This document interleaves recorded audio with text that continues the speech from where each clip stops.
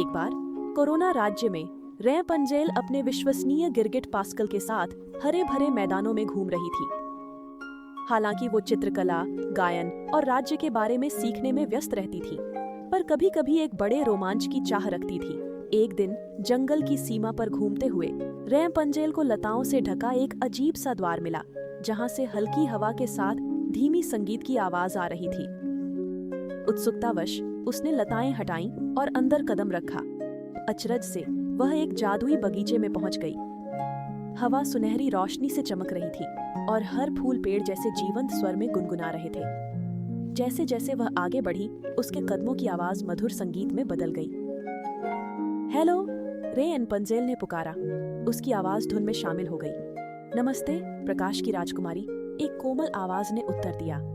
एक चमकते पेड़ के पीछे से रजत वस्त्र पहने एक तेजस्वी महिला निकली।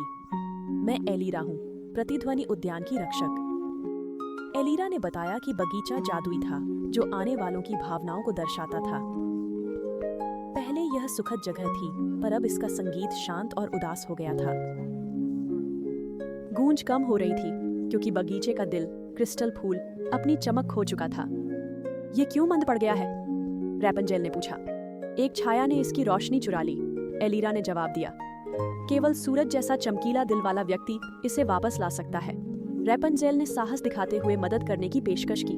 एलिरा ने उसे सुनहरे सूरजमुखी के आकार की लालटेन दी। ये रास्ता दिखाएगी, पर सावधान रहना, छाया तुम्हें भरमाएगी। पास्कल के साथ रैपंजेल लालटेन की रोशनी का अनुसरण करती बगीचे में गहराई तक गई।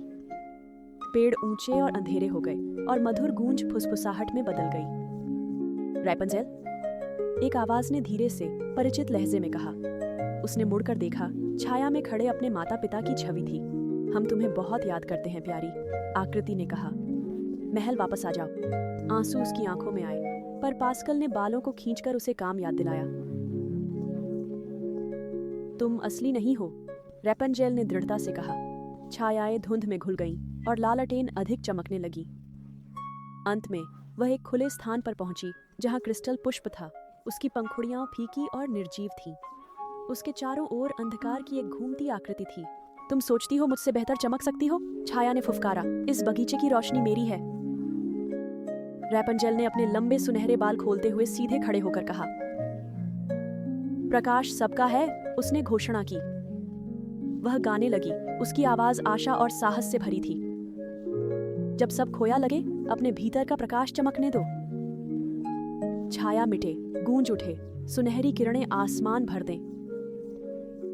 उसके बाल पहले से भी अधिक चमके और प्रकाश क्रिस्टल पुष्प में भर गया। छाया चीखकर शून्य में विलीन हो गई। क्रिस्टल पुष्प तेजस्वी प्रकाश से झिलमिलाया और बगीचा फिर से जीवंत हो उठा।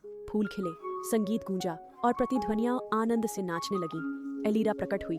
उसका चेहरा कृतज्ञता से दमक रहा था। आपने सामंजस्य बहाल किया है, प्रकाश की राजकुमारी, उसने कहा। रैपंजेल मुस्कुराई। यह सिर्फ मैं नहीं थी, यह हम सबके भीतर का प्रकाश था। जैसे ही रैपंजेल घर लौटी, जादुई बगीचे की गूंज उसके साथ चली, याद दिलाती कि अंधेरे में भी उसका आंतरिक प्रकाश दुनिया में आशा और सद्भाव ला सकता है। इस प्रकार रैपंजेल का साहसिक कार्य समाप्त हुआ, लेकिन प्रतिध्वनि उद्यान के गीत सदा के लिए जीवित रहे।